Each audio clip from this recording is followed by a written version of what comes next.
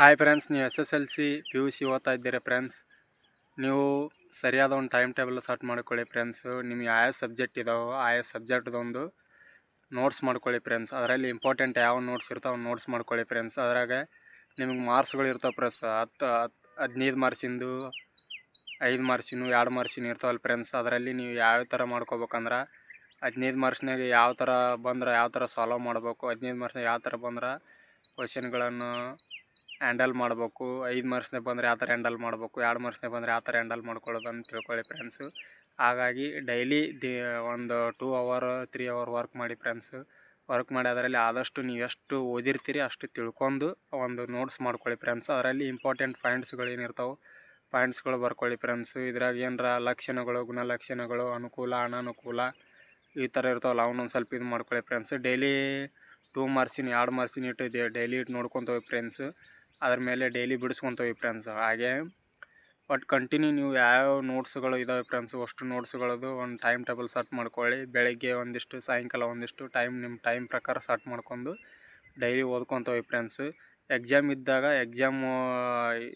ಈಗ ಕಂಟಿನ್ಯೂ ಓದ್ಕೊತ ಹೋಗಿ ಫ್ರೆಂಡ್ಸ್. ಎಕ್ಸಾಮ್ 1 ಮಂತ್ ಇದ್ದಾಗ ಕ್ವಶನ್ ಪೇಪರನ್ನು ರಿವಿಷನ್ ಮಾಡ್ಕೊತ ಹೋಗಿ ಫ್ರೆಂಡ್ಸ್. ಒಂದು 5 ಇಯರ್ಸ್ 6 ಇಯರ್ಸ್ ಹಿಂದ್ಗಡೆದೆಲ್ಲ ಕ್ವಶನ್ ಪೇಪರ್ ರಿವಿಷನ್ ಮಾಡ್ಕೊಳ್ಳಿ ಫ್ರೆಂಡ್ಸ್. 5 ಮಾರ್ಕ್ಸಿನೂ, 2 ಮಾರ್ಕ್ಸಿನೂ, 15 ಮಾರ್ಕ್ಸಿನೂ ಅವನ್ನೆಲ್ಲ ಅಷ್ಟು ರಿವಿಷನ್ ಮಾಡ್ಕೊಳ್ಳಿ ಫ್ರೆಂಡ್ಸ್. ಅದರಲ್ಲಿ ಒಳ್ಳೆ ರಿಪೀಟ್ ಯಾವ ಕ್ವಶನ್ ಆಗಿದ್ದೋ ಅವ್ನು ನೋಡ್ಕೊಳ್ಳಿ ಫ್ರೆಂಡ್ಸ್.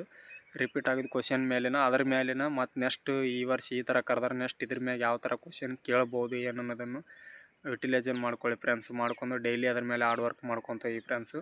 ಹಾಗೆ ನೀವು ಎಷ್ಟು ಓದ್ತೀರೋ ಅಷ್ಟು ರಿವಿಷನ್ ಮಾಡ್ಕೊಳ್ಳಿ ಫ್ರೆಂಡ್ಸ್. ರಿವಿಷನ್ ಮಾಡ್ಕೊಳ್ಳಿ ಡೈಲಿ. 1 ವೀಕ್ ಓದಿ 1 ವೀಕ್ದಾಗ ಲಾಸ್ಟ್ ವೀಕ್ದಾಗ ಕ್ವಶನ್ ಪೇಪರನ್ನು ರಿವಿಷನ್ ಮಾಡ್ಕೊಂಡಿರ್ತೀರಲ್ಲ ಅದ್ರ ಮೇಲೆ ಒಂದು ಟೆಸ್ಟ್ ತೊಗೊಳ್ಳಿ. ನಾ ಎಷ್ಟು ಮಾರ್ಕ್ಸ್ ತೊಗೋಬೋದು ಅನ್ನೋದೆಲ್ಲ ನಿಮ್ಗೆ ಕ್ಲಾರಿಟಿ ಸಿಗುತ್ತೆ. ಅದರಲ್ಲಿ ನಾವು ಯಾವುದ್ರಾಗ ವೀಕ್ ಅದೀನಿ, ನಾ ಯಾವ ಸಬ್ಜೆಕ್ಟ್ನ ಇಂಪ್ರೂವ್ ಮಾಡ್ಕೋಬೇಕು ಏನು ಅನ್ನೋದ್ರ ಮೇಲೆ ಗೊತ್ತಾಗುತ್ತೆ ಫ್ರೆಂಡ್ಸ್. ಆ ಥರ ಮಾಡ್ಕೊತೀವಿ ಫ್ರೆಂಡ್ಸ್. ಹಾಗೆ ಯಾರ್ಯಾರು ನಂದು ಯೂಟ್ಯೂಬ್ ಚಾನಲ್ ನೋಡಕತ್ತೀರಿ ಫ್ರೆಂಡ್ಸ್, ಸಬ್ಸ್ಕ್ರೈಬ್ ಆಗ್ತಾಯಿಲ್ಲ ಸಬ್ಸ್ಕ್ರೈಬ್ ಆಗಿ. ಹಾಗೆ ನಮ್ಮ ಫೇಸ್ಬುಕ್ ಪೇಜ್ ಯಾರ್ಯಾರು ನೋಡ್ತಿದ್ದೀರಾ ಫೇಸ್ಬುಕ್ ಪೇಜ್ ಸಬ್ಸ್ಕ್ರೈಬ್ ಮಾಡ್ಕೊಳ್ಳಿ ಫ್ರೆಂಡ್ಸ್. ಹಾಗೆ ಇಂಥ ಮೋಟಿವೇಶನ್ ವೀಡಿಯೋಗಳು, ಎಜುಕೇಷನ್ದು ವೀಡಿಯೋಗಳು, ಎಜುಕೇಷನ್ದು ಇನ್ಫಾರ್ಮೇಷನ್ ಬೇಕಾದ್ರೆ ನಮ್ಮ ಚಾನಲ್ನ ಸಬ್ಸ್ಕ್ರೈಬ್ ಮಾಡ್ಕೊಳ್ಳಿ ಫ್ರೆಂಡ್ಸು. ಹಾಗೆ ಈ ಕಮೆಂಟ್ ಬಾಕ್ಸ್ನಲ್ಲಿ ಕಮೆಂಟ್ ಮಾಡಿ ಹೇಳಿ ಫ್ರೆಂಡ್ಸ್, ನೆಕ್ಸ್ಟ್ ಯಾವ ಥರ ವೀಡಿಯೋ ಮಾಡ್ಬೇಕಂತ ನಾನು ಮಾಡ್ತೀನಿ ಫ್ರೆಂಡ್ಸ್. ನಿಮ್ಗೆ ಯಾವ ಥರ ವೀಡಿಯೋಗಳು ಬೇಕು ಫ್ರೆಂಡ್ಸ್ ಕಮೆಂಟ್ ಬಾಕ್ಸಲ್ಲಿ ಕಮೆಂಟ್ ಮಾಡಿ ಫ್ರೆಂಡ್ಸ್. ಹಾಗೆ ಒಂದು ಲೈಕ್ ಮಾಡ್ಕೊಳ್ಳಿ ಫ್ರೆಂಡ್ಸ್.